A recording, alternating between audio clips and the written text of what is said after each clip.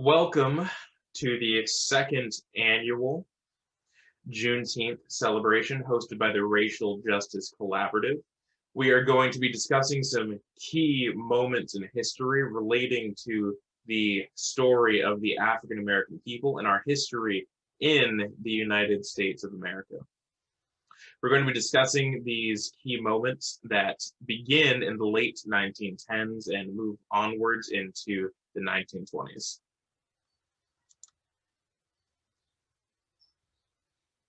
The Red Summer of 1919 is an important event in history where right after the end of the First World War, you have Black servicemen that fought in the European theater returning to the homes that they had left in the United States of America and the social positions that they had also left in the United States of America, and having tasted degrees of equal treatment on the theater of war over there, once they returned here, there was a great degree of contention and incident that was caused throughout a large number of cities in the United States. For historical context, the First World War, the war to end all wars, is named because it was a massive war, the most massive war in its time yet as of that day. It was a war between the Entente powers, the United Kingdom, France, the Republic of France, and the Empire of Russia against the Central Powers, the German Empire, the Austrian-Hungarian Empire, and the Ottoman empires.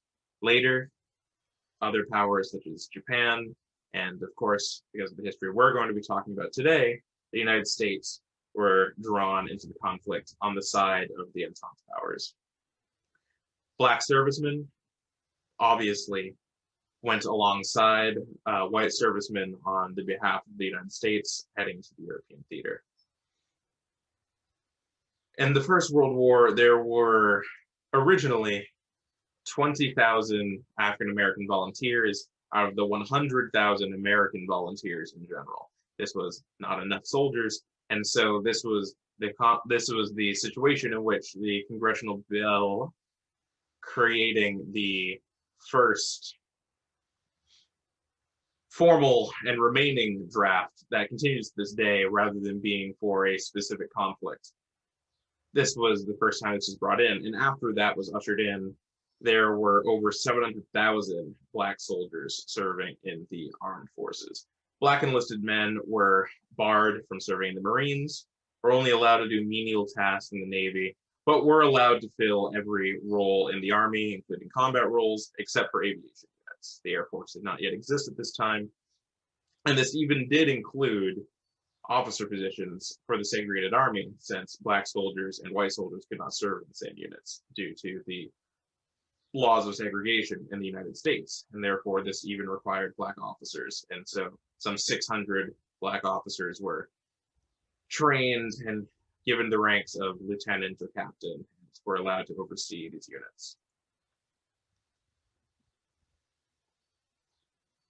The Red Summer of 1919 was named this because when these African American soldiers returned from the European theater and came back to the homes that they had left behind, the white society that they had left behind in America, with their very specific roles that had been cut out for them before, were concerned that once they returned, they would be uppity, they would be egotistical or prideful, however they would think to call it, and therefore unwilling to return to the servile and secondhand conditions that they had left from, many of which simply slavery adjacent. And therefore, there was a great deal of pent-up aggression on the part of whites in these cities where a large number of Black veterans were returning to. In addition to this, there was also this degree of camaraderie and respect that these Black veterans had received serving overseas in the European theater, and thus there was a degree of contention on the behalf of these Black veterans, which now had tastes of this respect, and even less so than they were due, but more so than they received before. And there was a great deal of strife over how this would be treated when these two forces returned and collided in the summer of 1919, which would erupt out into violent altercations and bloody attacks all throughout the country, and would go on for years after.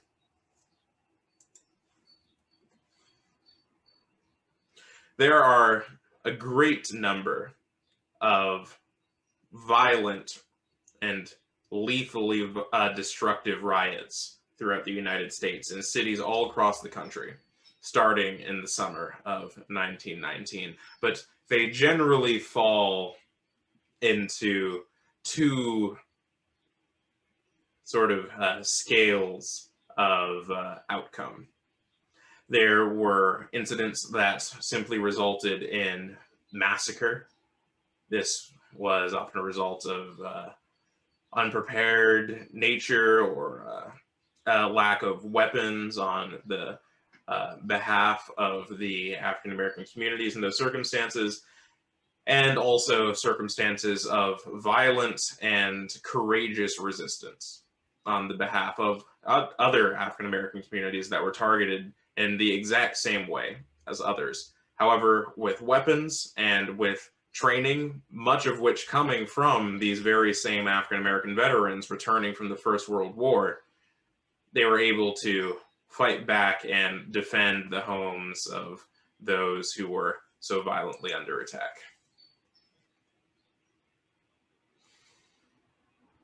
Perhaps one of the most famous by name, and due perhaps partially because of the centennial anniversary of the event, is the 1921 Tulsa, Oklahoma massacre, in which hundreds of African Americans were killed and thousands were left homeless, as entire swaths of the African American neighborhood of Tulsa were left completely destroyed in the wake of white riots and destructive forces moving through and razing neighborhoods down to the ground, brick by brick, board by board. There are many massacres like this throughout the United States, such as the massacre of Rosewood, Florida, where this predominantly African-American town was destroyed much in the same way as Tulsa, and its citizens were driven out into the swamps, where they were hunted like animals by these rioting and destructive mobs and Klansmen, all such thing. Right alongside police forces, the citizen vigilante rioter alongside the official law enforcement officer, doing the same job and with the same goal and intention in their heart. And the Elaine, Arkansas massacre, which was incited by Black sharecroppers deciding to unionize in order to escape the slavery-adjacent conditions of that entire system, which was resulted in the slaughter and destruction of all the farmers and their families that dared to scheme to make money.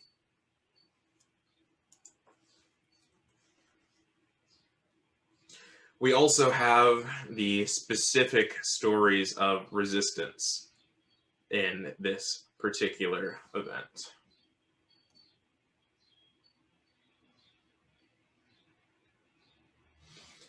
The Chicago race riot of 1919 started when, at a segregated beach in Lake Michigan, a Black beachgoer drifted too close to the white section. His presence, of course, deemed insulting, worthy of violence. This teenager on a pool toy just drifting in the lake was struck by rocks by the white beachgoers, knocked unconscious, and killed as he fell into the lake and drowned. There were eyewitnesses to the violence attack, and of course, the police, which eventually arrived, arrested none of the white citizens in question. And this immediately broke out into violent altercation, with black beachgoers with weapons breaking out and coming into violent conflict with white beachgoers. And this violent conflict would spread throughout all of Chicago as it left this initial incident at the beach. And this would result in massive roving mobs of white citizens coming together in order to stamp out and burn out this black menace and clean it up, as they would often say. In this regard, the black population of Chicago, however, was unwilling to be moved aside. And with weapons and with training from the Black World War I veterans that returned to cities much like Chicago, they were able to fight back and fight back hard, driving many of these mobs from black neighborhoods. And of course, there were many black lives taken, but in this violent conflict, this example of miniature war, it was not one-sided. Washington, D.C., an incredibly similar story, where initially it began with a black woman who was assailed by who she described to be a black robber, which received no media attention, of course. And then later that month, a white woman robbed also by a black man, which prompted a 100 police officer response, as well as a 1,000 volunteer militia response of white citizens pouring out into the Washington, D.C. area. In addition to it being in response to these robberies and the hunting of this Negro fiend that had perpetrated them, according to the newspapers, the exact phrasing being just that, there was also, due to this being in the age of Prohibition, a number of underground, bootleggers networks that were primarily managed and controlled by black families in the Washington, D.C. area. And so many of these white mobs, in addition to hunting for the Negro fiend robber, also just brazenly broke into black homes in order to steal possessions, including the much coveted liquor that was traded in Washington, D.C. However, the black veterans, which brought military training, expertise, and weapons handling, were able to help other members of the black community fight back, and the bootlegger community, which had experience with smuggling of illicit materials, were able to bring weapons into Washington, D.C. in order to arm the black population when the government shut down the sale of firearms in the Washington, D.C. area once it was found that they were primarily being bought by black citizens. Because apparently, even back then, it could be done that fast when guns were in the hands of the black population. But fortunately, due to the resources and the ingenuity of the community, they were able to still get the tools necessary to fight back against this brazen and violent oppression. And it was not only limited to this 1,000-man mob or 1,000-man posse, whichever you would want to describe it. It was also corrupt police officers, which would brazenly break into black homes without warrants and were defended with lethal force, with many of these officers being killed when they simply broke into black homes, as well as even military forces, which were called in to defend Washington, D.C., with cavalry and Marines even being taken on by armed black citizens defending their neighborhoods. And the result of these violent altercations that ravaged the entirety of the country, but in these most fascinating of cases, they were not one-sided, far from it. And in this particular case, in the Washington, D.C. race riot, there was actually a higher total of white fatalities and injuries even than black, showing a tremendous camaraderie and tremendous courage in the face of overwhelming odds and fighting back against those that would destroy homes and businesses on a mere whim. We stand here at the centennial commemorating events of the Tulsa, Oklahoma Massacre in 1921. Like so many of these towns, like all of these towns that we had described, it was a thriving Black-owned business that was brought up from scratch by those who had even less than scratch to build it.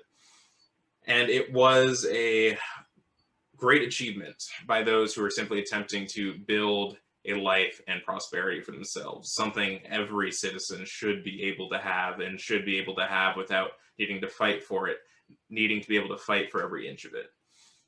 And like so many other circumstances like that, it was taken so violently from the people that lived there and had built it. It's important to remember. Pharaoh Saunders, giving us an overview for what we're going to talk about today.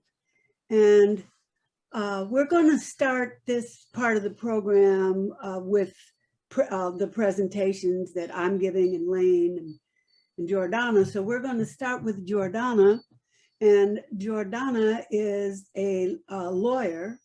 So she is going to do the legal, explain all the legal aspects and the policy aspects where Black people have been intentionally disinvested in, and white people have been intentionally, way overwhelmingly benefited. So Jordana. Let's leave the slide here for now. So thank you and welcome everyone. Thank you, Diane, and thank you, Pharaoh, for your presentation. I'm kind of moving things along from where Pharaoh left off with physical brutality and force to the brutality and unfairness of law and policy.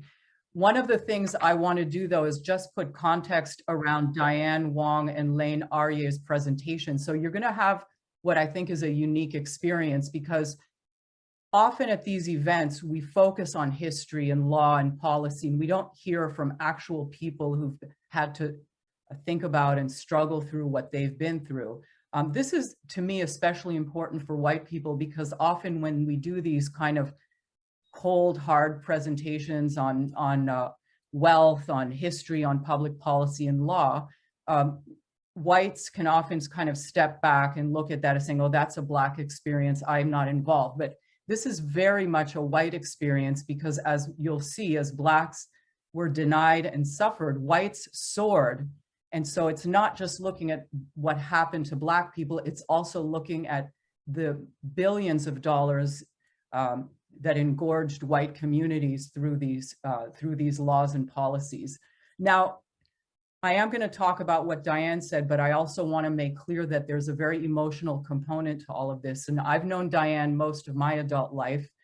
I've known that she has made it her business to try and understand the forces that hollowed out her African-American multi-ethnic family, their financial opportunities, academic ones. I've also known Lane for several years, and he's one of the very few white people, at least that I know, who's aware of and willing to acknowledge and talk about the policies in white supremacy and anti-Blackness that actually really helped his family, like millions of white families in the US over the past decades, to build wealth through government policies, again, as Diane said, purposefully kind of putting the wind to the back of white families and putting a headwind, a block to the goals and aspirations of Black families.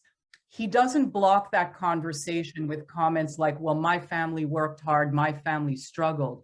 He understands through his study, and you'll hear him speak about it, that, you know, no one's saying white people haven't had to struggle, but what he would probably agree with, and what we might all agree with, is that whites have not had the weight of anti-Blackness built into every facet of American society to add to their existing burdens, the existing burdens that we all have. I want to point out that the Racial Justice Collaborative, and those of you who've been at these events know it, but there might be some people here who haven't, we focus almost exclusively on anti-Blackness and specifically anti-African-American policy and patterns and practices. And the reason is that when you look at the statistics, and we're just going to go through a few that are quite devastating, the wealth gap and any other measure, you cannot but have to focus on what has happened to African Americans, and on the other side, what happened to white people as that pain was being inflicted. So our operating principle, I think it's safe to say, is that healing that divide is going to allow all the other divides, immigrants of color, African immigrants, misogyny, all of that, all of this will help because anti-Blackness flows through all of those other communities. Now, a final point, and then we'll get to this, my brief presentation, is in 2014, there was a study that showed that 75% of whites had not one Black friend. When I say the word friend, I'm not talking about work colleagues or casually, you know, people you meet casually at the gym or walking your dog. I'm talking about the type of friend that you call when you need help, the type of friend that you know inside out, the type of friend that comes to your house for dinner, that knows your family, knows your children, between Black and white specifically. Now, we tend to care about people we know. I don't know if everyone would agree with that. I sometimes find that unfortunate, but that's a whole other presentation. But we tend to care about people we know, and we tend to want to know more about them and help them. If you think about that statistic, it really undermines that whole idea of empathy, and it really supports the idea of the two Americas. And in speaking about white people in general, the fact that if they don't know Black people and don't care about Black people, then they're not invested in really changing the system. That could be one way to look at it. And I think when you listen to Diane Wong and Lane Arye, I think you're gonna have a chance to understand in a very, very deeply personal and painful way how all of this intricate system of policies and laws really hurts individuals right down to the core. So we're going to look at a few items. I've just picked them out, just snapshots, because there's so much to know. But the ones that I've picked out, I believe, are some of have had the most devastating effect on Black people, and the most powerful effect on flowing white people, regular white people, upward into things they could not even have dreamed of in terms of home ownership and wealth building. So anyway, Adam, if you could take us to the, well, leave it here for, sorry, Adam, leave it there for 1 second. I just want to point something out. When I call this by design and intertwined, what I'm referring to is by design means we can't think that all of these, the GI Bill and everything, were simply kind of put out there with no intent to help or hurt, that they're neutral, that they're race neutral. They're not. They are by design, and I believe Diane used the word purposeful in their intent, both to push white people forward and hold Black people, Black families back. And intertwined goes back even to what Pharaoh is talking about. And if you've been to other presentations of Pharaoh, he goes way back into history. Everything is intertwined and leads to exactly where we are today. It couldn't have led to anything else given the policies. So the next slide, Adam, please. What I want to look at, and again, 10, 15 minutes, and it's going to frame the discussion of Diane and Lane, and that's the only reason I'm doing this. A lot of you may have heard these things, but a lot of terms are thrown around: GI Bill, redlining, the wealth gap, and I just want to hone in a little bit on them because they apply directly to Diane and Lane and their families. So in this case, the civil rights lawyer, Derek Bell, I'd like you to pay attention to the sources as well. These are things you can decide to read if you haven't. His very famous treatise called Faces at the Bottom of the Well. I think this encapsulates everything we're going to talk about, is that when whites perceive that it will be profitable or cost-free to serve, hire, admit, and otherwise deal with Black people on a discriminatory basis, on a non-discriminatory basis, they will do so. So we know that hasn't happened very often. When they fear, accurately or not, that there may be a loss or an inconvenience or upset to them, and even if not to them, to other whites, then discriminatory conduct follows. And I think that really encapsulates what we're looking at today. The next slide, please. So I just want people to know that, you know, I'm an attorney, but I'm not a civil rights attorney. And we're not economists, attorneys, sociologists. A lot of what we're looking at is dry and cold, and maybe to many people too complex and therefore boring. The problem with that is really, this is where the rubber meets the road. This is where the real hurt and pain is. Obviously what Pharaoh described is in another realm, but this is what undermines and hurts people and pushes other people forward. So it's important, even when you leave this, to try and take the time to look into these a little. And when you do, you're going to understand how the interplay of all of these, how they mix, and how they've just covered all these different eras and go through generations to the very people who are here today, including Diane and Lane. Next, please. So what is the racial wealth gap? So we really, again, each of the things I'm bringing up can be looked at for weeks and months and written about, and they have been, and I don't pretend to bring anything new. I'm just trying to give you a snapshot. So the racial wealth gap, it means the disparity in median wealth between racialized groups. And in this case, the most pronounced, and everything I'm talking about is measurable, is between white households and Black and Latinx households. So here's some examples that are quite shocking. Between 1983 and 2013, white households saw their wealth increase by 14%. And at the same time, Black households saw a decline in their wealth of 75%, while Latinx saw 50%. The Economic Policy Institute reported 25%, this is in 2020, that Black households, 25% of them have zero or negative net worth, while only 10% of white families are at that level of poverty. Next, please. So here again, this is an important thing. You're going to hear Diane and Lane talk about wealth and income, and I believe Lane has an interesting kind of way of framing this, the difference, but I'm going to look at wealth. It's the difference between a household's assets and debt or liabilities. Each of us has a household. You could be a renter, an owner, and you can know this for yourself. And if you don't, maybe you should check it out. In the second quarter of 2020, white households, who are 60% of households, held 84% of the wealth. And look at the figure there, right? Comparatively, Black households, they account for 13.4%, had 4% or 4.6 trillion of total household wealth. Remember that when we talk about wealth, it's a safety net, and Lane will talk about this as well, but it's also what you transfer to your family. And essentially, it's lightly taxed compared to income. So on top of it, when you have wealth, you're able to really protect that set of funds.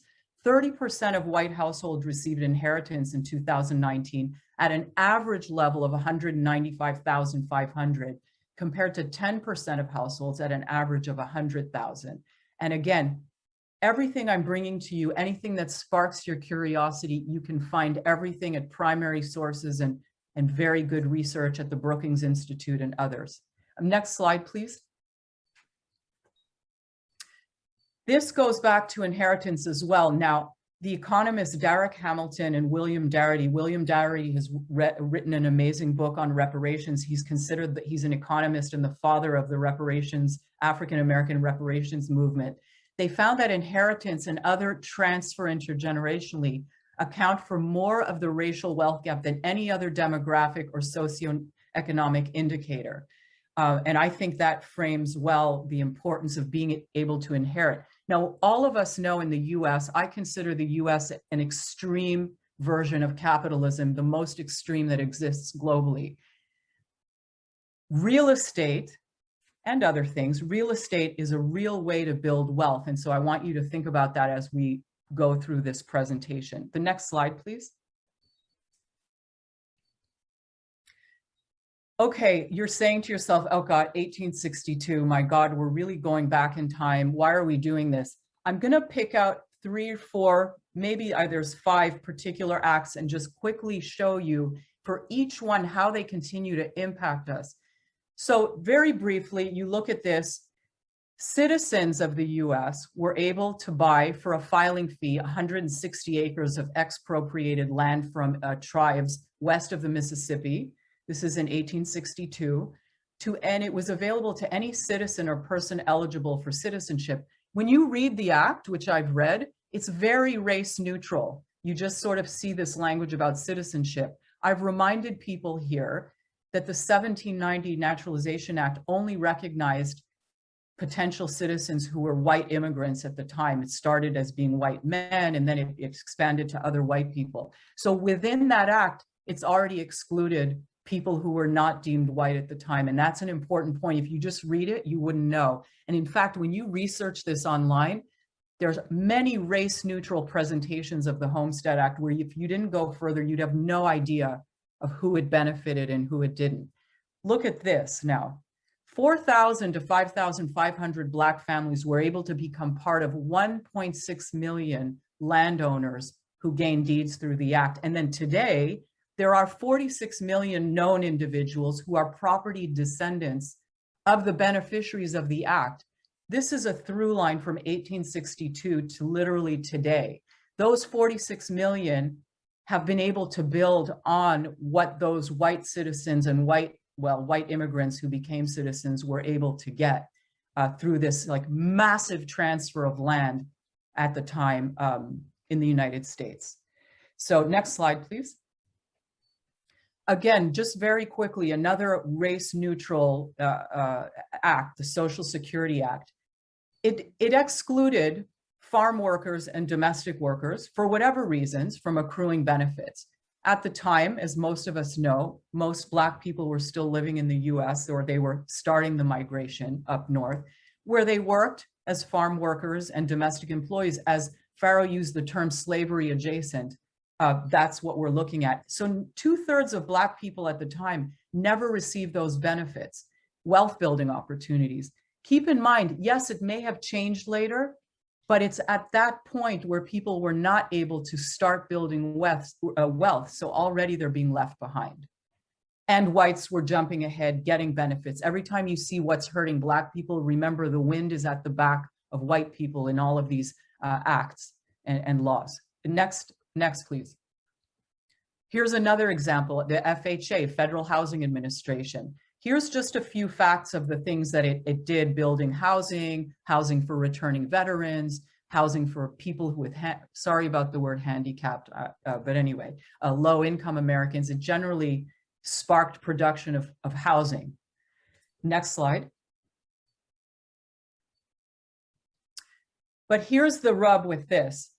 It created programs to subsidize low-cost loans. And again, this interplays with the GI Bill, as we'll see, and as you'll hear from Lane and Diane. It opened up home ownership to millions of people who could never have bought a home, never, had this not happened. So look at the figures: 120 billion in new housing, subsidized by the government between 34 and 1962. Less than 2% went to Black families. It essentially locked them out of home ownership the way that all of these other very average, typical white Americans were able to build wealth, start transferring wealth later on to their children could build wealth, etc. Next slide. The GI Bill, we hear that term used a lot. It's really called this, the Servicemen's Readjustment Act of 1944. Just so you know, we're not going to go much further than that. But this bill was signed into law in 44, and it ushered in a sweeping set of benefits for veterans. As many of you know, college tuition, low-cost loans, many, many things that allowed these returning vets to just really take off, and their families could take off financially. The language of the bill, again, if you read it, it doesn't have, it's race neutral. However, because of push in Congress of certain senators, particularly from the South, they insisted that the states should run the programs, meaning implement them. That led to the shutting out of 1.2 million Black veterans, World War II veterans, who had served the country. And as Pharaoh was looking at World War I, those were still racially segregated units. So you imagine you're going to Europe to fight against fascism and Nazism, and then you come back to this. It guaranteed low interest mortgages. Again, people, dry stuff. This is the stuff of what families are made of, is what they can afford, what they can do, what they can grow. So by the VA and the federal government deciding not to handle things, they were allowing these white-run financial institutions free rein to refuse mortgages to Black applicants and probably other Black applicants, other POC applicants, but for our purposes, we're focusing on African Americans. Next slide, please. Here's the effect of the GI Bill, that the racial bias effects, they're still with us. So here's just two examples in 47. Out of 3,200 VA guaranteed home loans in 13 Mississippi cities, only 2 went to Black borrowers. I can't tell you how they got theirs, but those are the statistics. And the book by Ira Katz-Nelson has written a lot. He's an economic historian, and he's worth looking at. This was not just the South, and we go to New York and New Jersey. So this is the area where Lane is going to talk about. There you'll see only 100, fewer than 100 of these types of very affordable mortgage loans. 67,000 of them, only less than 100 went to through the GI Bill to support Black people and Black families. And then when you look at it, 8 million vets received education training. That, of course, helps build wealth. And 4.3 million home loans worth $33 billion. Katz-Nelson has said that the GI Bill, going back to Diane's comment that we all have been taught that the GI Bill was this elaborate and fabulous thing, and it was for many white people, but there was no greater instrument for widening an already huge racial gap in post-war America than the GI Bill, according to Ira Katz-Nelson. Next slide, please. I want to now touch on redlining. You've heard that term as well bandied about a lot. So I just want to really quickly hone in on what it was. It's a practice of arbitrarily denying or limiting financial services and other related services, appraisals and so forth, in specific neighborhoods, particularly if the residents were Black, POC, or poor. And I say were because we're going to look at it from the timeline, but I'm going to argue that this is still going on in many different ways. The HOLC, you may have heard about them, the Homeowners Loan Corporation. It was a government-backed corporation. It instituted these maps that were color-coded. They called them residential security maps of, and I got a number recently. Let me just find this quickly. I believe it was cities with 40,000 or more residents. So many, many American cities. They used racial criteria to categorize lending, insurance, and many services related to owning homes. So banks and insurers adopted HOLC maps. The FHA adopted their methods to make decisions about where to build federally insured housing. Next frame, please. We get into the color codes. And by the way, I'd like you to pay particular attention to this source. The University of Richmond, and I think other universities have actually made interactive maps. I believe the University of Richmond has 200 maps where you can go in and find your city and you overlay it. You can even see where you lived and see how it was zoned or coded, I should say. So the colors were green, best, A, blue, still desirable, yellow is declining, and red is hazardous, or D. So here's some examples that you can find yourself, but I just pulled these out. They're called clarifying remarks. So in Camden, for example, there was a D-graded neighborhood abutting an A-graded neighborhood, which apparently was unusual. The quote in the clarifying remark is, "It is 100% poor class Negroes, practically all on relief. A high wall, however, prevents their spread as if it's vermin or germs." In another neighborhood that they described as occupied by Polish professionals mostly, it was graded declining, so in the yellow zone. And if you look at the map, it would be yellow. It was one step above red line. The quote there, the clarifying comment, is Negro district on edge of section, but splendid cooperation of all residents in this section will always prevent spread. So that word spread keeps cropping up. And if you go look at these maps and read the clarifying remarks, you'll see it. An interesting point here that goes to the heart of individuals versus policy and government. Here they're confirming that the Polish professionals in this neighborhood were very much cooperating with the HOLC and other entities to not allow Black people, to keep Black people out, to build this kind of legal wall to stop their neighborhood from declining. Next slide, please. Again, the impact of redlining, and a lot of this is with us today, and you'll see a lot of information at the Kirwan Institute for the Study of Race and Ethnicity. Very clearly written. All the sources I've chosen are just for all of us to understand them, not just accountants and economists and sociologists. So you look at redlining, what does it lead to? Disinvestment or divestment, housing decline, predatory lending, which is contract leasing. I think Lane is going to talk about that, or Diane will as well. That affected both of their families. Property value loss. What else happens? Foreclosures, vacancies, loss of assets, issues socially, you know, big health problems, asthma, lead, diabetes. Diane is going to talk about her community and the environmental devastation that affected her family and the people living around her. Next slide, please. So the effects are with us today. When you think of most American cities are highly racially segregated still. I think we can, well, I'm not saying we can agree on it, but I think we can say that that is the case. 74% of the areas that HOLC had graded in the past as hazardous remain low to moderate income today. And 64% of those HOLC graded hazardous redlined areas are largely Black neighborhoods today.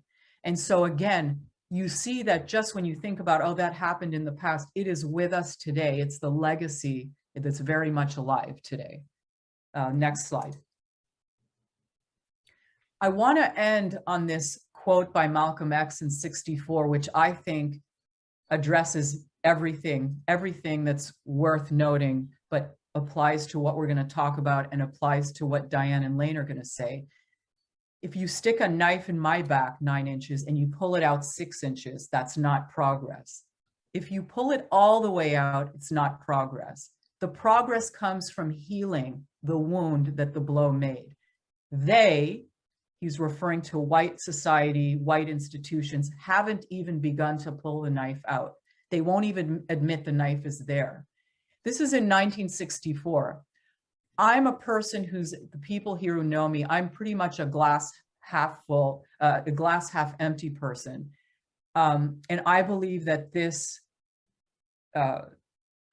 comment or position of Malcolm X holds very true today. And I want you to keep that in mind as you listen to the stories and think about this through line from the 1860s and before, really, from 1619 all the way to today. It's all intertwined and it's all by design. So I'll hand it back to Diane, and thank you for your time. Well, thank you, Jordana. Very clear presentation, and especially of these policies. And Jordana presents the policies. So keep those in mind, because as Lane talks and as I talk, I'm going to maybe mention them, but I'm going to gloss over them because the details Jordana has already explained. And the reason that we're going to just move into our own stories is that, as I said in the beginning, keep your hearts open, let your thoughts keep moving. Feel into it, just get a sense of what we're talking about and see it overlaid over whole communities of people. And then you'll have an opportunity in the small groups. We're also demonstrating how we talk about ourselves. When you get into your small groups, we're going to have specific questions that are going to take you through some of the kind of information that we're looking at for ourselves. So we're demonstrating the same thing we're going to ask you to do in the small groups. That is the racial justice collaborative way. We don't just tell you what to do, we show you, because we're people too. We have all the same flaws. We all have anti-Blackness. It's a part of white supremacy. It's everywhere. And so all of us have that, and we have to at least begin to see it. So thank you, Jordana. And Lane, I can't say enough about Lane. Lane is a psychologist, a doctor of process-oriented psychology. He teaches, he is in private practice. He's a lot of things. And today he's going to talk about the GI Bill and a lot about whiteness. And I'm just forecasting that Jordana is going to do a presentation in August on wealth, how it got built and who has it. And you can see by her presentation today, you're going to want to be there. So we'll keep you informed. And Lane in September will do a workshop on whiteness and how white people can develop the resilience so that we can get to the healing of the racial divide. How can white people learn to stay there, sit there, and participate with Black people in discussions of reparations? That's where we're all heading. So, Lane.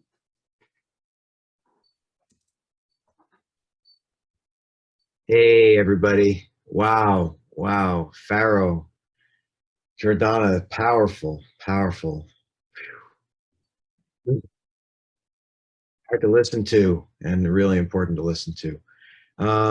So yeah, I'm gonna go in a very different direction. Diane and I are gonna tell very personal stories of how these laws and policies impacted our families. And you know, my story may be very different than yours because, you know, there's a lot of different white experiences in the United States, and I know, you know, some folks are here from Europe and a lot of different white experiences. If you find yourself discounting what I'm saying because our backgrounds are different, I just want to invite the white folks here just to take a breath and just remember that our lives were all influenced by the same racist policies, which over time led to this huge wealth gap.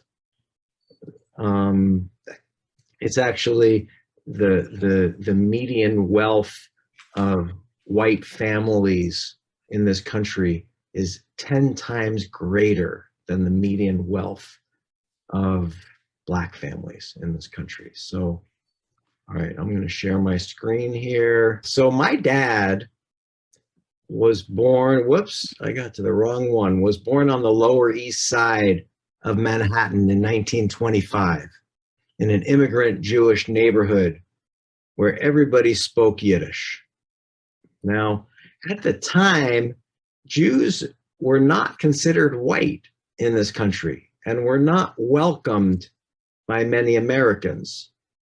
And there were a lot of other immigrant groups in this country who were also not welcome, who were also not considered white, like Italians and Irish and Spanish and Mexicans, Chinese, Native Americans, and Blacks, right? And all of us were not considered white at the time. And I grew up hearing that my dad was the son of poor immigrants, and he started with nothing, and he worked hard, and he was smart, and so he succeeded. But that wasn't the whole story, right? As we just heard from Jordana, right? As a veteran of World War II, the GI Bill paid for his law school. And by then, by some legal and social magic, Jews were then considered white. And my dad benefited from systemic and structural advantages of whiteness. And he got a job as a lawyer, and he got married, and he moved to a white middle-class part of the Bronx where I was born in 1958. And 10 years later, in 1968, using a federal housing authority loan, he bought a house on a tree-lined street in the suburbs of Westchester County, north of New York City. And because of redlining, as Jordana said, only white people could buy homes in those suburbs. As a matter of fact, Jackie Robinson, an amazing baseball player and civil rights activist who became the first Black person to play Major League Baseball, even though he was a huge star, he was popular, he was rich, he was famous, But in the 1950s, he was not able to buy a home in Westchester County, where I lived. When he and his wife offered the asking price for a house was pulled off the market. So I just want to pause for a moment and just say, there's a lot of different kinds of suburbs. There's a lot of different kinds of suburbs, right? There's like really fancy suburbs with expensive homes. And then there's suburbs that are filled with tract homes, right? These are obviously very different kinds of living experiences, and they come with very different price tags. But all of these very different kinds of suburbs were socially engineered specifically for white people to live in.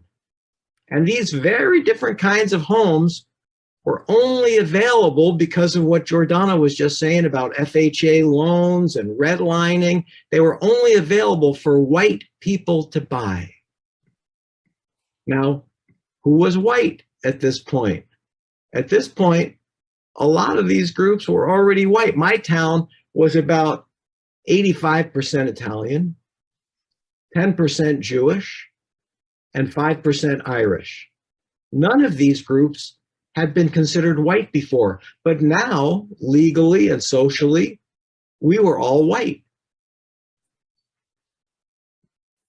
I lived in this town, Harrison. We had all become white in the eyes of the law and policy, so we were welcome.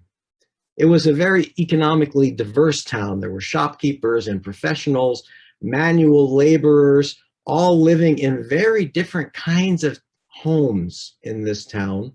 But the large majority of the residents of Harrison owned their homes, and all were white.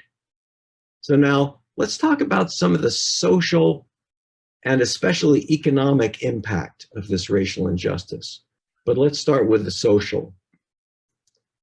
So there's my high school select chorus that I'm the guy in the back trying in the middle trying to crack up my friend. And one result of this social engineering, segregation based on race, was that I grew up with white people all around me. All my teachers were white. All the books I read were written by white people. The history books were all about white people. Well, we did actually read about the civil rights movement in 11th grade, but we learned that those were bad white people who did bad things long in the past. It was about 10 years earlier that the civil rights stuff was going on. But the things were better now. And nobody ever mentioned that the racial inequity and oppression were still happening, or that they were present in the very fact that there were no Black or Indigenous or people of color in our classes. Now, I rarely saw the police. And when I did, they were actually friendly, not like in this idealized photo, right? But my friends and I were never stopped. We were never frisked. We were never beaten. We were never arrested. We were never shot, right? It doesn't mean actually that we weren't doing illegal things. And I hope my kids aren't going to watch this, but once my friend was teaching me to drive with a stick shift, and I was in his car, stopped at a light going up a hill, smoking a joint. And a police car pulled up right behind us. And I was, oh my God, here we are smoking a joint. My friend puts out the joint and he gets out of the car, cool as anything, goes and says, "Excuse me, officer, could you please back up your car? I'm teaching my friend how to drive a stick shift and he's not so sure he's going to be able to do this on a hill. We don't want him to hit you as you know, if he can't get started." The police officer smiled and backed up. Now, we can all imagine the tragic consequences if my friend and I had been Black, or if white suburban neighborhoods were policed like black neighborhoods. But we just drove away. We didn't go to prison. We weren't branded as felons for the rest of our lives. We didn't have our education and our careers cut short, or much, much worse. Now, in 1968, that same year that we moved to Westchester County, the Fair Housing Act became the law of the land, and which prohibited discrimination concerning the sale, rental, and financing of housing. And the federal government has still, to this day, not made Westchester County remove the barriers to Blacks and Latinx families moving in. In the last years of my father's life, actually, there was a plan to build affordable housing at a nearby golf course. And my father was one of his many white neighbors who were against that affordable housing. And I tried to convince him to support the proposal, but he wouldn't change his mind. And again, he never mentioned race as the reason, right? It's this race neutral thing. He never mentioned that it had anything to do with race. He said he didn't want his property value to go down. And his intent may not have been racist, but the impact was. So let's take a little bit of a closer look at property values. So to prepare for this race retreat today, I called the Westchester County clerk and I found the amount that my parents paid for their first home in 1968 and the amount that they sold it for in 1984. In those 16 years, the house had increased in value almost 8-fold. They took that money when they sold their house in 1984, and they bought another house in a nearby town. And they lived there in that town until they both died. And when they both died,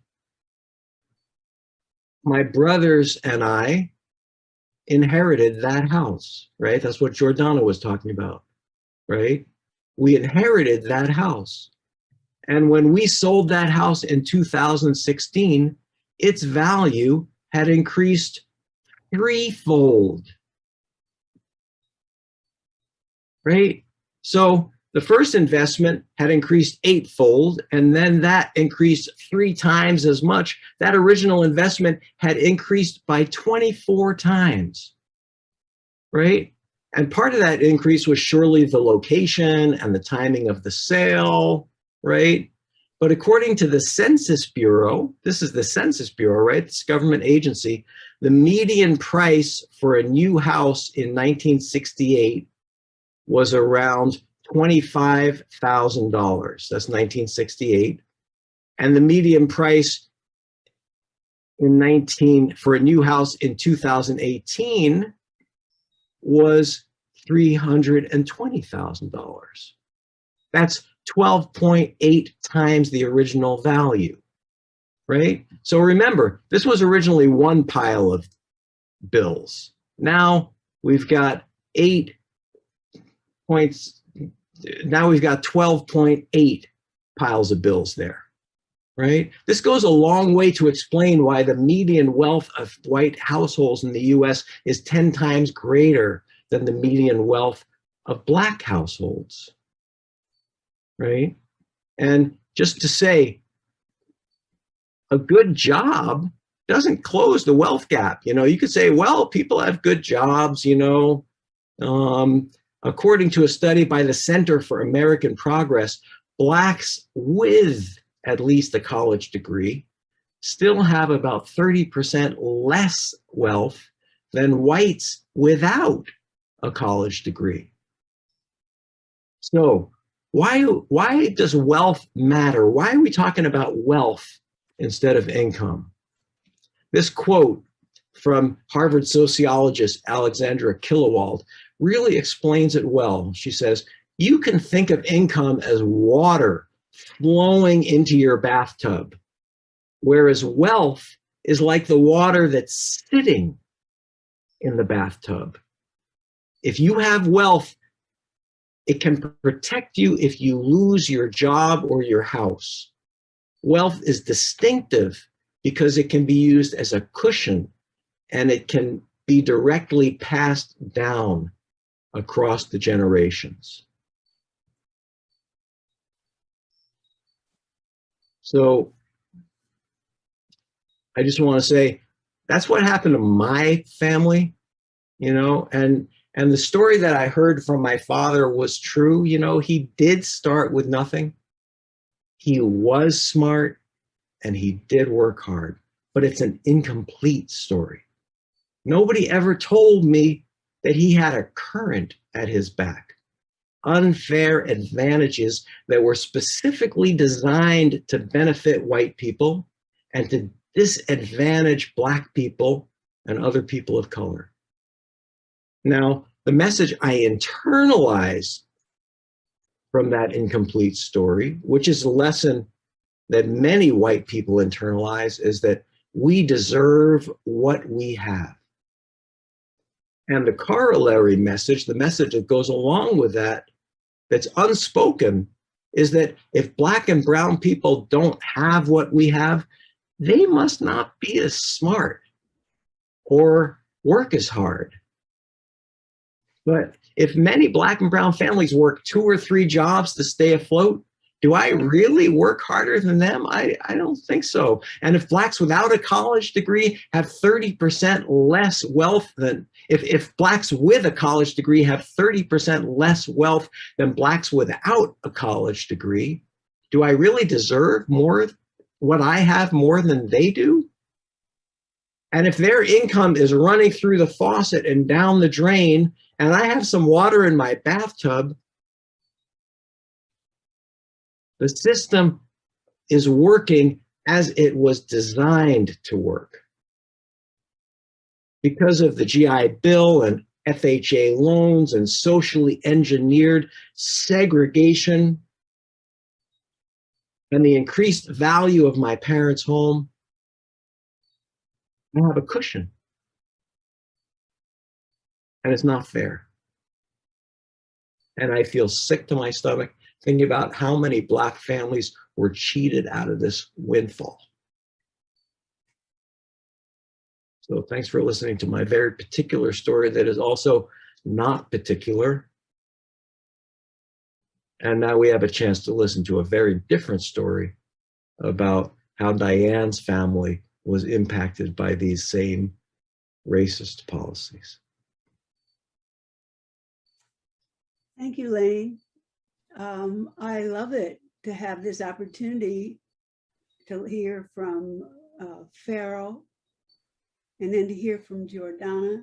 We're all having this opportunity, and to Lane, we're all making it clearer how we have come to this place. That's what began our journey of thinking. We're looking at COVID-19, and people started to ask on television news, why are the Black people and the brown people, why are they contracting COVID in way higher numbers? And look at there, why are the Black people and the brown people the ones scurrying around delivering your food to you while you are comfortably sitting trying to escape from the virus?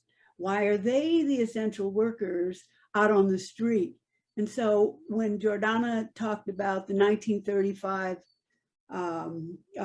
Social Security Act, and you remember we put outside of that act the domestic workers and the farm workers.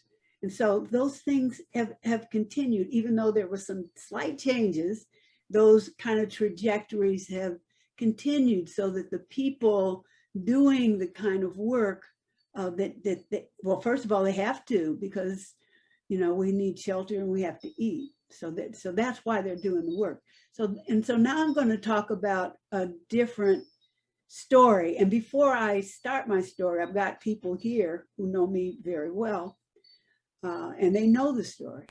But before I start the story too much, I want to do a disclaimer. This is my disclaimer. I very infrequently do this. I very infrequently touch on, really, there's no other way to look at it, as my trauma growing up, the trauma in my family, my mother's trauma, my father's, the trauma of the Black experience. It is such a traumatic experience.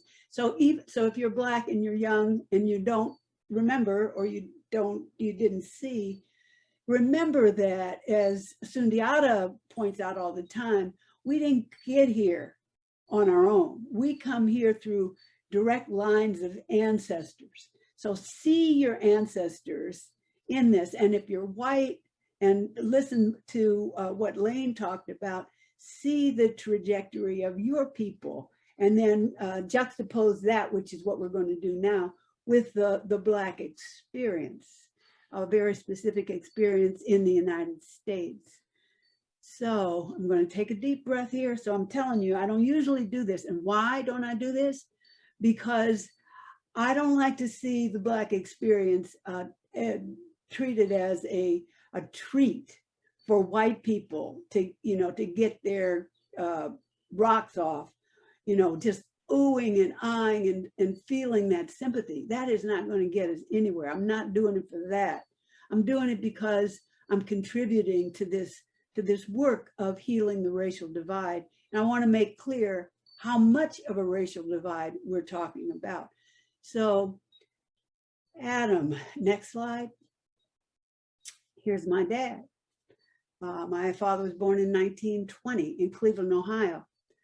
His father was from, I think it's called Pak Chao, Toisan in China.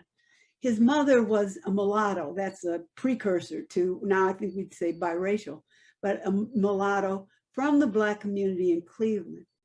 And what is interesting here, and why I bring this up, my father lived the first 10 years of his life as the eldest son in a relatively middle-class Chinese household of, my uncle described it as his family had a car in the 20s, his family had a car, they had a phone, so those indicators of relative wealth. But in 1930, my grandfather was deported back to China because of, a claim of smuggling opium through his business. What that meant was that their property was confiscated. Next slide. So now my grandfather, Adam, can you go to the next slide?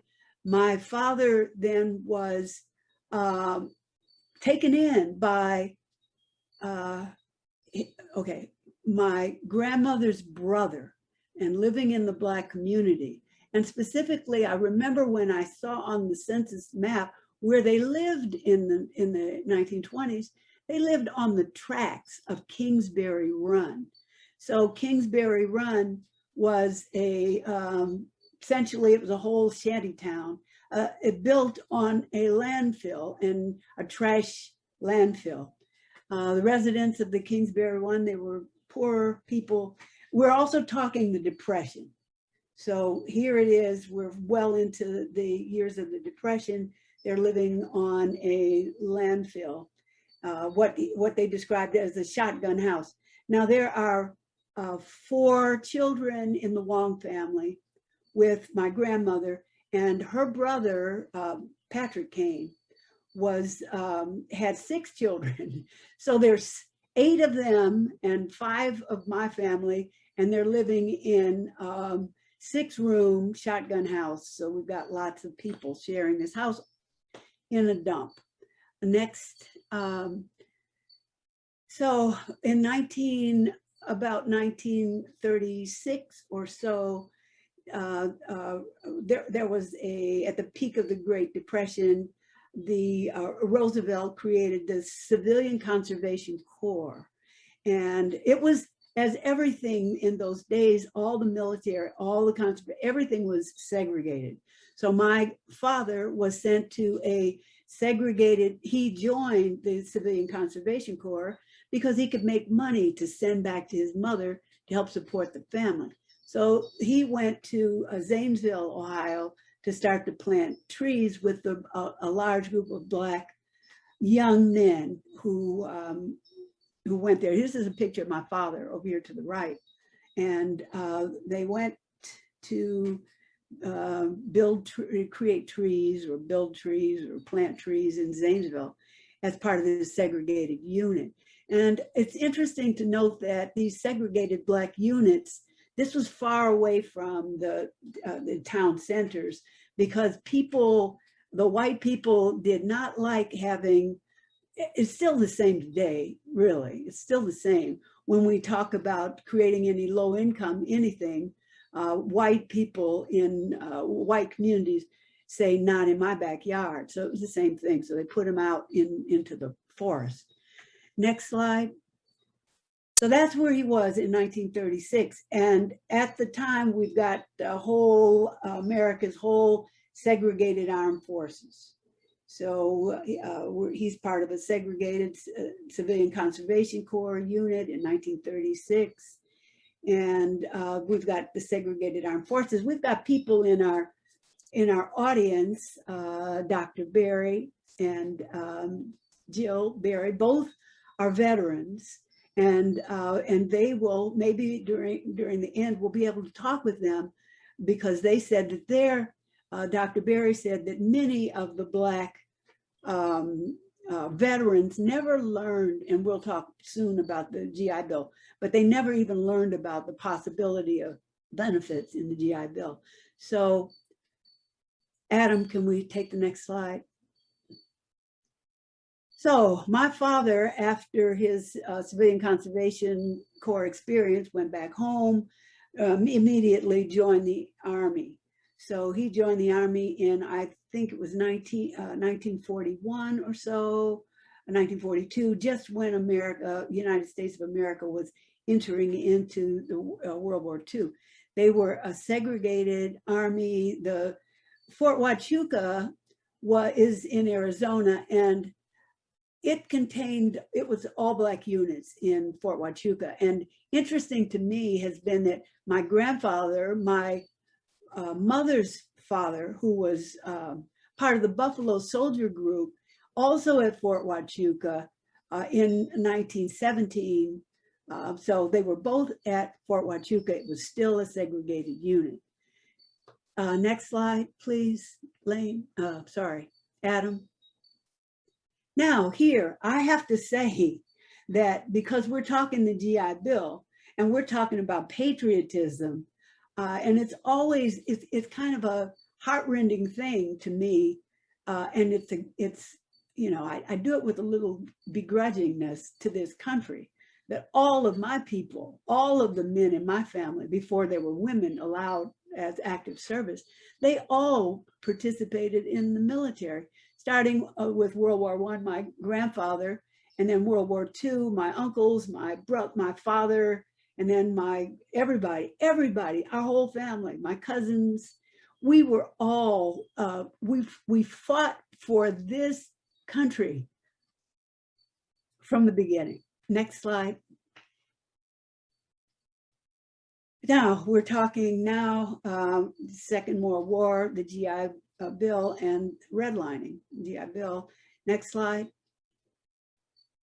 Here we have the GI Bill. And the idea behind the GI Bill was give these returning veterans a piece of the rock.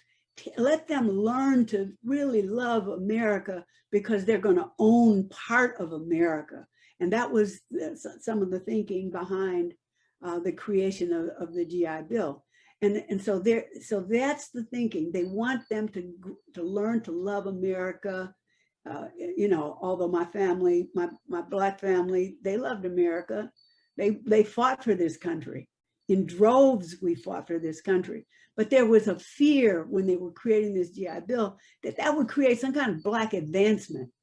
And they feared that returning veterans, because they already saw what happened in World War I, the returning veterans, they didn't want to return and be subservient and to the slavery adjacent roles that they were in.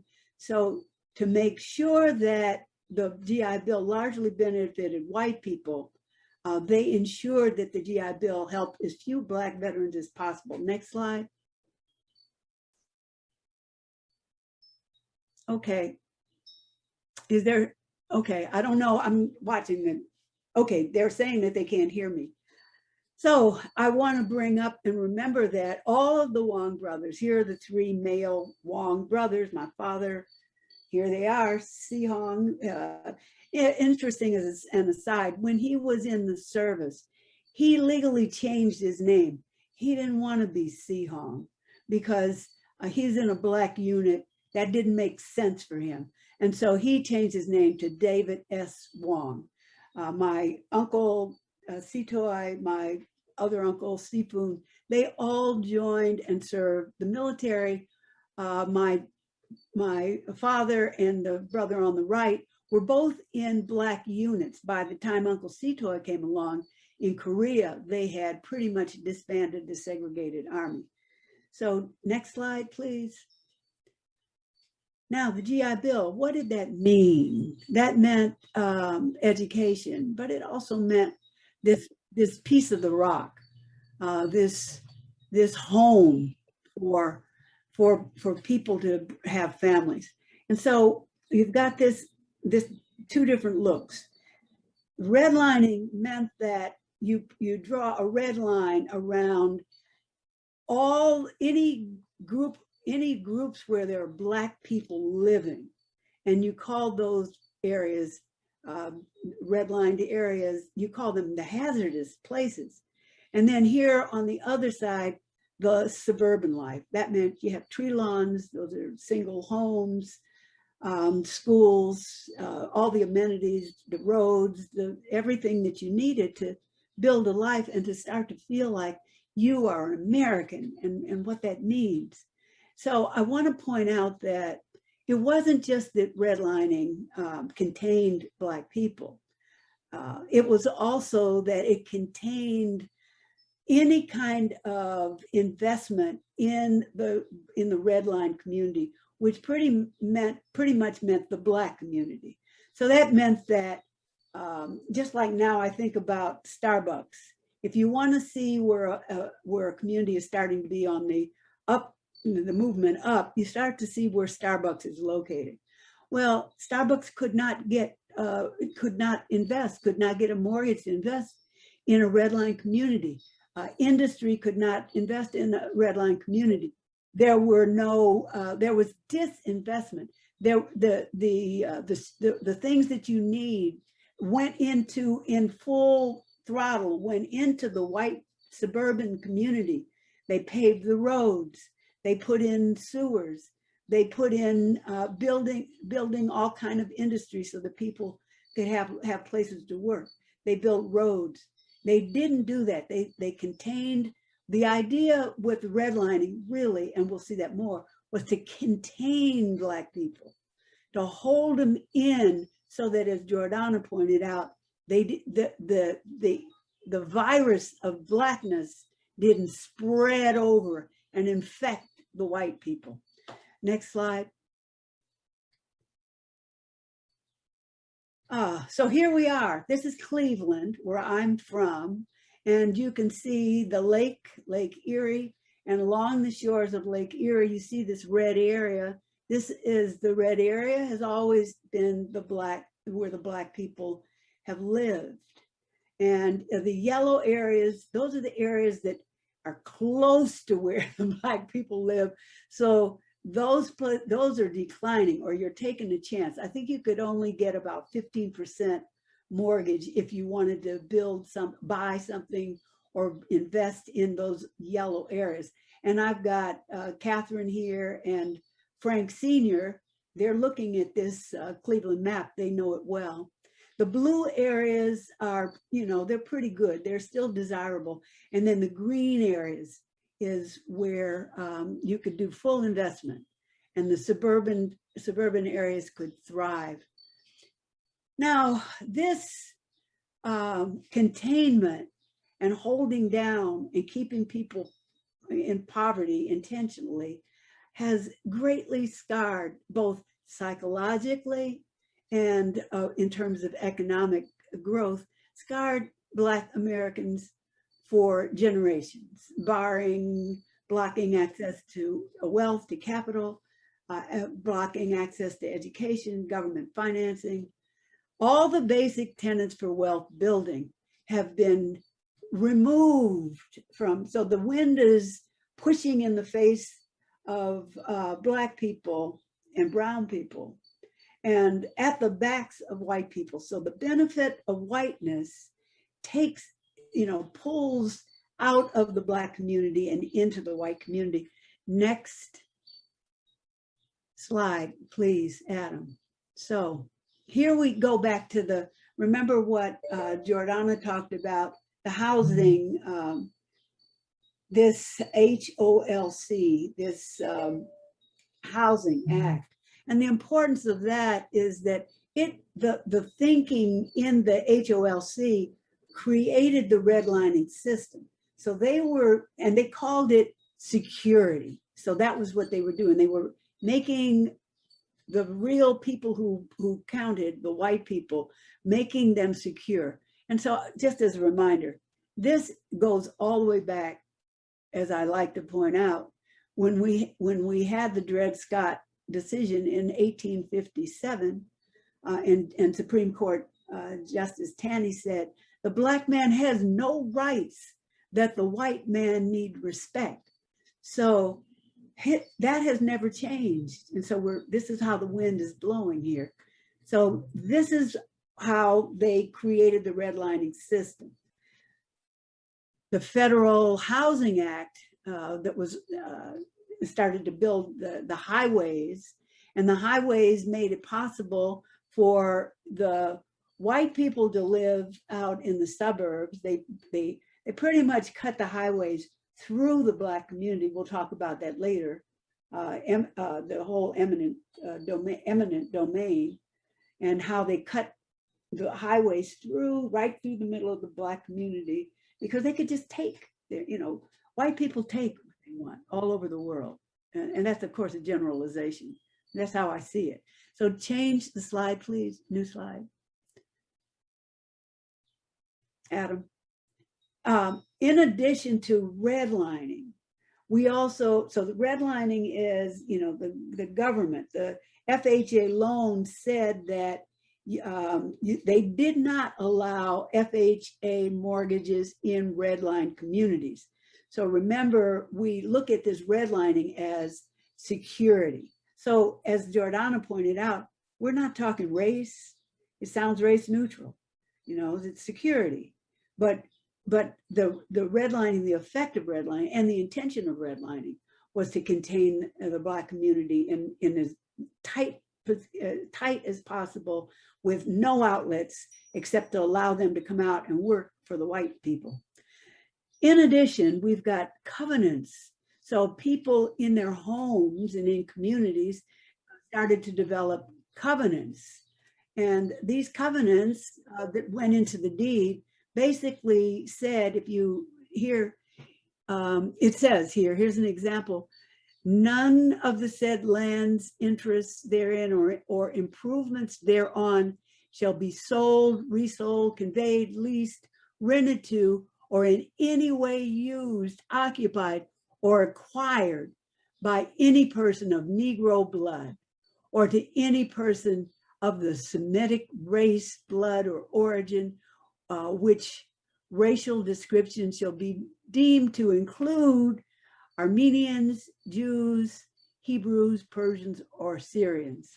And as Lane pointed out, over time, and it's interesting, everybody should go and start doing some research on why and how categories and groups of white people, now we think of them as white people, like Jews and Italians and Irish, and here they're very specific: Armenians, Persians, I think that would be Iranians and Syrians.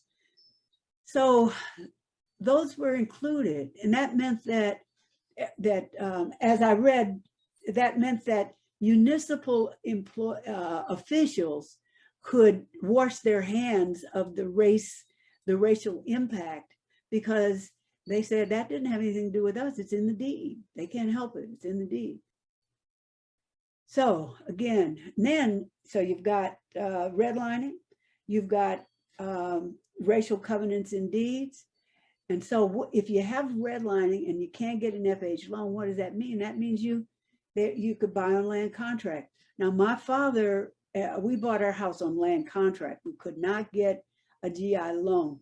And that's why I put up and went into such depth about how all my family and all those men fought for this country, but couldn't get a GI loan, couldn't get an FHA loan, and had to buy on land contract. And so what was land contract? First, we bought our home for $6,000 on land contract. Land contract is really like rent to own. And that meant that you really had a relationship with the seller, and you had a kind of a rental thing where every month you paid, and you kept paying and kept paying until you finally paid it off. Many people, if you had something that came up, some kind of a catastrophe, and you couldn't make a payment, you could be kicked out immediately. And the other important thing, you never develop equity. You don't get any equity. So you know now that you take equity out of your house to send your kids to school. You take equity out of the value of a house so you can help your children put down payments on their homes. You do a lot of things with your equity, but you never had equity in land contract homes. We didn't have any equity when we bought the house in 1952. So Adam, please, next slide. No equity. So here I am. I'm growing up in 1952. I'm in the first grade. Here it is. I live, this is the main street on the left. This is Kinsman Road. As it looked in the 1950s, that's how I remember it, walking. So I come up to the corner of Kinsman and walked down. So I'm at 71st Street. I walked down to 79th Street. My mother was concerned because I had to walk down a main street. And it may come as a shock to all of you parents now, but we walked to school on our own. I was in the first grade. I was not a baby. I was able to, I think my mother took me to school on the first day. After that, I'm on my own. We also didn't have cell phones. So in those days, you go out and they'll see you when you get back. And so I walked down the street, and here is my elementary school on the right, Kinsman Elementary School in 1952, where I was in the first grade.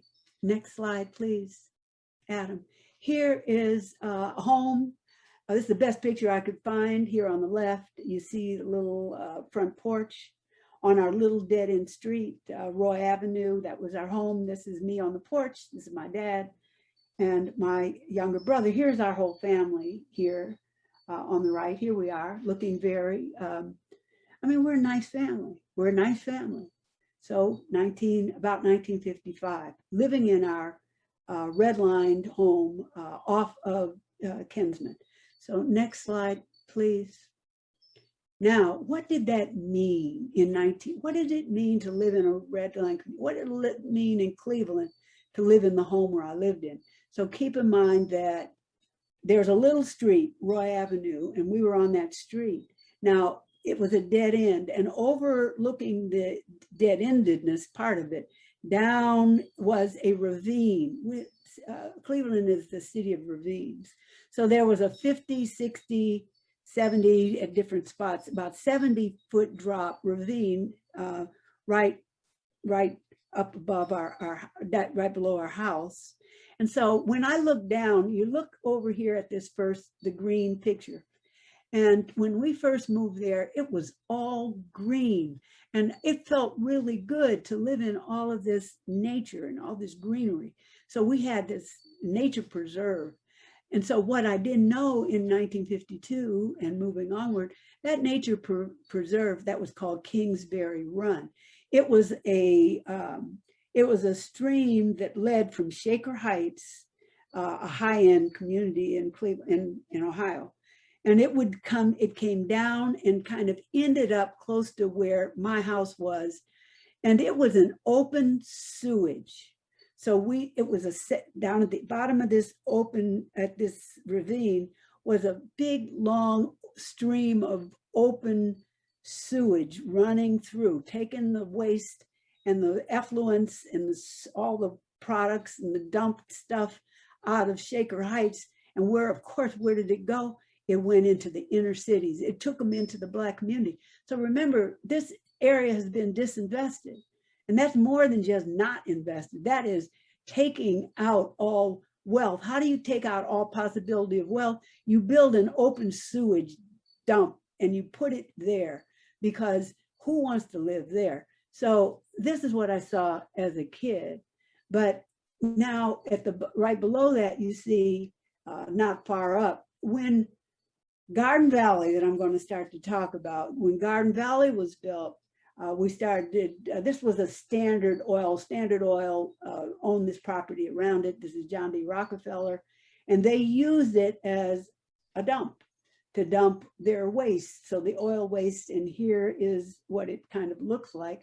And over to the right at the bottom is later on, as they started to fill it in, then they also filled in and turned it into a closed sewage.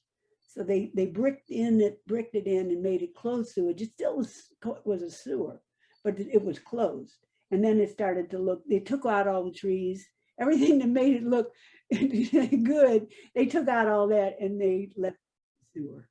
So here, now the reason I have these big rat teeth, so we're living in our little house on Roy Avenue. We moved there in 1952. And then let's come to the next slide, Adam. So eminent domain. So here we've got different policies. We've got the GI Bill.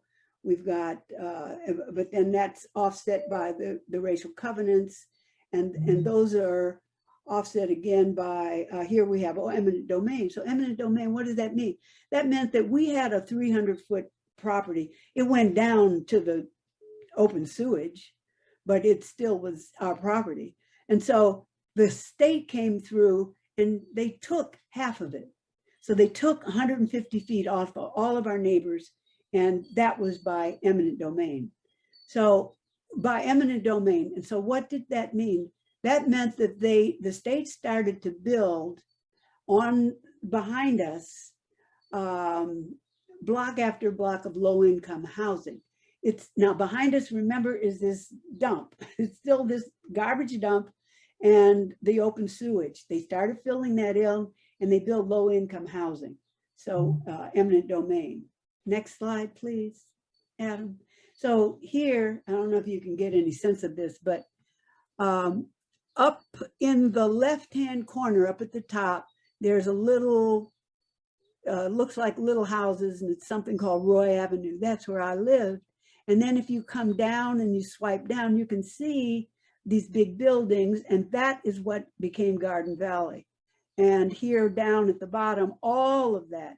So we were in a neighborhood of single houses, dilapidated, but single houses.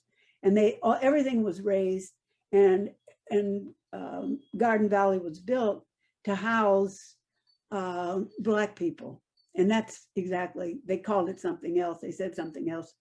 And it became a slum within 1 year. And why did it become a slum? Well, first of all, it's built on a trash dump. You have all of these units, and there's nothing. There's nothing. There's no recreation. There's no place for the kids to go, to do, nowhere to go. You don't want to go down into the toxic waste dump to play. Next slide, please, Adam. And here now, behind my house, I'm in the yard behind my house. This is in 1966, my firstborn there with my ex-husband there holding his daughter. And I put this slide in to show that here we're having family life. And you look behind us, here we are, Garden Valley. So all surrounding us, we are surrounded by low-income housing with nothing for anybody and not well maintained. So next slide. So for rent, when I started to look for housing for my family, myself, my husband, then we had one daughter. And I started looking in the papers, and this is in the 60s, this is 1966, 1965, and everything said whites only. I mean, it all said whites only. So how are Black people contained? They're contained by the no mortgages, they're contained by land contract, contained by racial covenants and deeds, eminent domain that can take your property. And there's only two reasons that they took the property, really. One is to build low-income housing. Cleveland had some of the first big low-income projects in the nation. And the other thing that they did was to build things that benefited white people.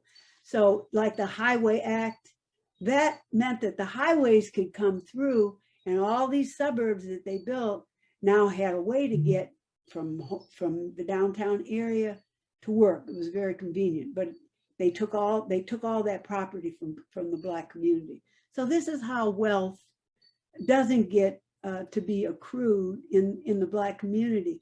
So, and I would be absolutely lying if I said I wasn't still traumatized today by just it's not just living in redlining, living in a toxic waste dump, going to substandard schools.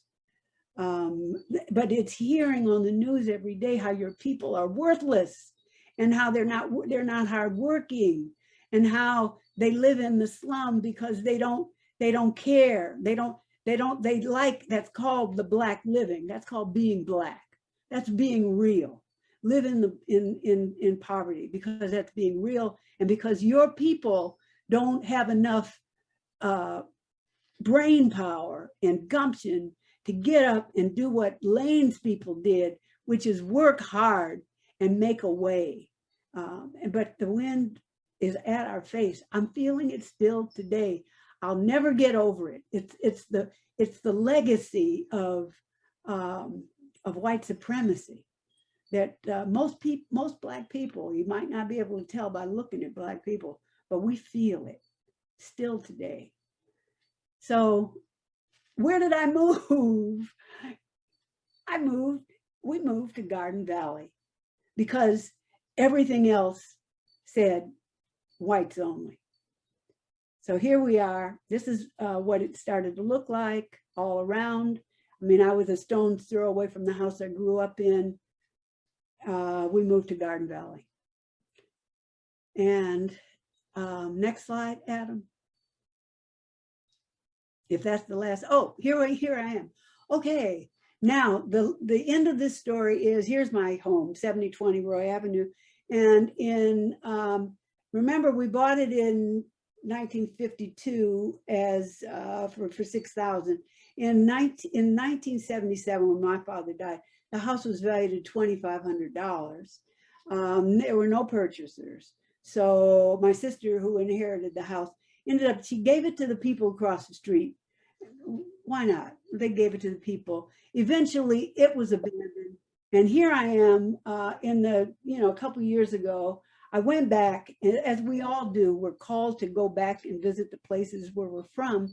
And I sat on the porch and I reminisced about the days, and looking out over my left shoulder, I could see there's many stories I could tell about the Kingsbury Run, including how, I won't go into it, but here I am. And finally the house was demolished. And so there go all of our memories.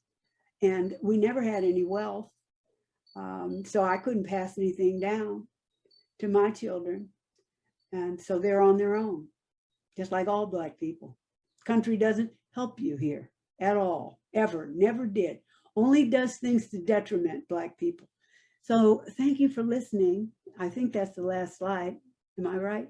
Oh, the acknowledgments and the sponsorship. We have some sponsors, and they have made this, all of our Racial Justice Collaborative work possible. And we invite you to also, in your groups, become sponsors so that you can help us do more work. We've got this whole line of cultural groups here in around me in Massachusetts, the Somerville Arts Council, the Mass Cultural Council, the Wayland Cultural Council, Wellesley, Natick, and the Newton Cultural Council. And our special thanks to our platinum sponsor, the Sierra community, and we're bringing them in July to talk about some plans that they have. So thank you very much for listening to me. We're going to keep moving on so we can get you into your breakout groups. And I'm going to thank you again. I'm going to call on Lane Lane, can you come and describe what the breakout groups are going to do and give them the questions? Yeah. First of all, wow. You hear that story that you told, Diane, and just in itself, and then compared to my family's story, and that your house decreased in value, where mine increased, and then you ended up giving it away. Oh my God. So much of what you said. Thank you, Diane. So we're gonna move into we're kind of behind. So we're gonna move into small groups, and let's see. Can I put this into the chat? So here are the questions for the small groups in the chat. So first of all, how do you identify racially? We always ask in the Racial Justice Collaborative to start out with that question. And then, where did you grow up and what was the racial makeup of your neighborhood, right? And when you're answering that question, please think about the impact of your neighborhood's racial makeup on one or two of these areas, like your upbringing, your schools, your friends, your opportunities, and your family wealth. And then, so go around like that, and then go around again. Did the impact of your neighborhood's racial makeup also impact your sense that you deserve what you have? And if others don't have it, they don't deserve it or didn't work hard? Or did the impact of your neighborhood's racial makeup also impact your sense that if you didn't have, it was because you and your people are not worthy and didn't work hard enough? Or were there other impacts there? And then the last question is, where do you choose to live now and why? And is that neighborhood racially mixed or segregated? And are your closest friends the same race as you? We're talking about the people who visit your home, whose homes you visit. And that goes down to what Jordana was talking about how many white folks just are friends with white folks. So yeah, so we're gonna break into small groups, and we're gonna talk about those questions, and then we're gonna come back. We've got yeah. So and with your small group, just be aware of how you share the time, and also be aware of how many questions there are, and that it's going to be helpful to get to all of those questions in your small groups. Lane, can I ask something? And Diane, it's noon, right? How much time now? Because we have an hour. Yeah, well, we had originally allotted half an hour for the breakout groups. We can still give them half an hour. Oh, good. And then a half hour to Yeah. discuss. Okay, perfect. Okay. Thank you. Thank you. Yeah, because actually we have our breakout. Wow, we're right on time. Look at that. The breakout Yeah, group was supposed to start at noon. Wow, that's amazing. it is. Wow.